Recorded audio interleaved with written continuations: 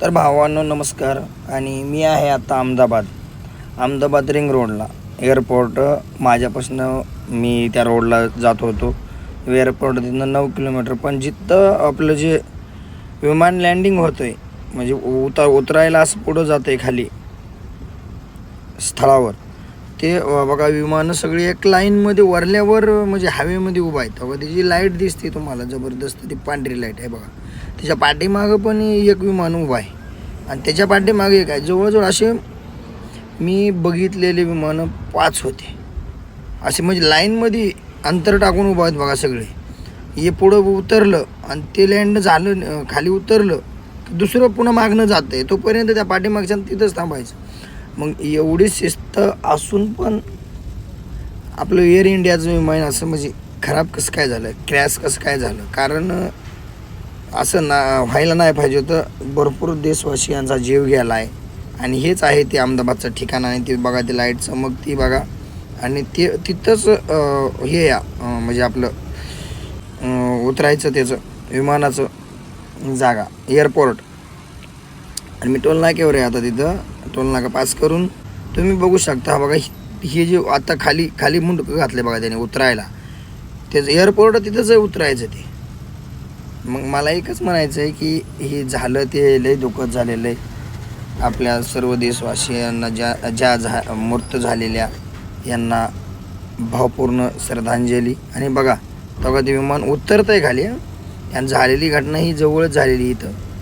पण मी तिथनं जात होतो, माझ्या डोक्यात आलं आणि अचानक माझं लक्ष गेलं तिकडे विमानाकडं. लक्ष गेलेलं असताना मग मी बघितलं तर बघा असं म्हणजे टप्प्याटप्प्यानं उतरतात विमानं. एकदम जाऊन उतरत नाही, जागे ओरलीवर हवेमध्ये थांबतात. तुम्ही बघू शकता ते बघा, हवेमध्ये स्टॉप आहे त्या, चालू नाही ते. म्हणजे चालू आहे पण वरल्यावर रनिंग नाही. आता बघा आता निघालं की सुईदिरीने जाते खाली, असं म्हणजे मुंडकं खाली करून दे तराट उतरायचं जाते. पण माझ्यात एकच 5 उतरले तिथं विमानं. आणि बघा हे बघा आता म्हणजे मी सगळ्यांचं शूट घेतलेलं आहे. हे आता जे आहे जाग्यावर आहे, अचानक निघतंय पुढचं शांत झालं म्हणजे पुढचं उतरल्यावर तोपर्यंत हालत नाही. त्याच्या पाठीमागं पण बघा बारकेला ह्या उजव्या कोपऱ्याला म्हणजे एका मागे एक असे थांबतात लांब अंतर टाकून. पण आपलं जे झालं आहे, लहान लहान मुलं होती, गुजरातचे माजी मुख्यमंत्री होते, म्हणजे भरपूर आपले महाराष्ट्रातले होते, मुंबईचे होते. या सर्वांना माझ्याकडून, माझ्या परिवाराकडून भावपूर्ण श्रद्धांजली. आणि बघा आता निघालं उतरण्यासाठी. आणि जिथं ती घटना झालेली तिथनं जाते बघा त्याची स्पीड. माझी पण गाडी चालू होती, मी निघालेलो होतो तिकडं पुढं मैसाना. आणि हे बघा लँड आता म्हणजे उतरायला लागले बघा, आहे का ते. आता उतरायच्या दिशेला खाली गेले. आणि झालेली घटना या ब्रिजच्या बाजूलाच झालेली आहे.